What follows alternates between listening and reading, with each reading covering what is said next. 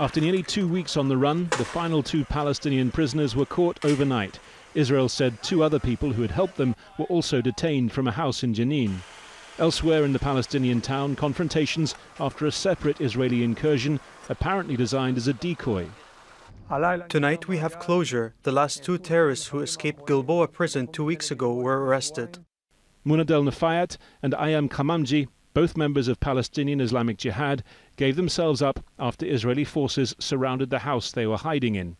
Kamamji's father says his son called him first, saying he was surrendering to prevent harm to anyone else.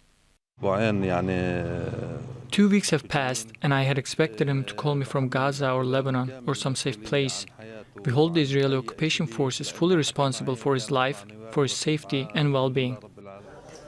For some days there had been Israeli reports that the net was closing in on Jenin. The final target, the home of AHMED Abu JAFFER. His son was one of those arrested on suspicion of helping the escapees.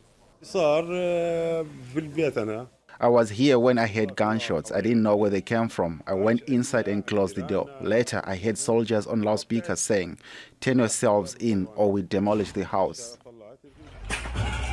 There were concerns that a shootout in which either or both prisoners were killed could have triggered a wider round of violence. The events in the early hours of Sunday morning here at this house brought to an end an enormous-scale Israeli manhunt without the kind of violence that many had feared. Nonetheless, this entire chapter has been a major embarrassment to the Israeli security apparatus. The prisoners have told their lawyers that they were able to dig steadily for months through their cell floor into void space under the high-security Gilboa facility, despite the fact that a previous such attempt had been discovered and security tightened. The escape itself was a serious mistake, intelligence, operational and systematic-wise. But from the moment there was a malfunction, first of all banded together in the first stage against the enemy, in order to restore deterrence, and then to fix internally what was needed, and there are things to fix.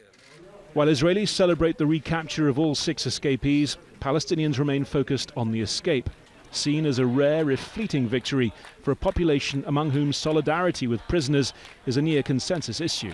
Harry Fawcett, Al Jazeera, Jenin in the occupied West Bank.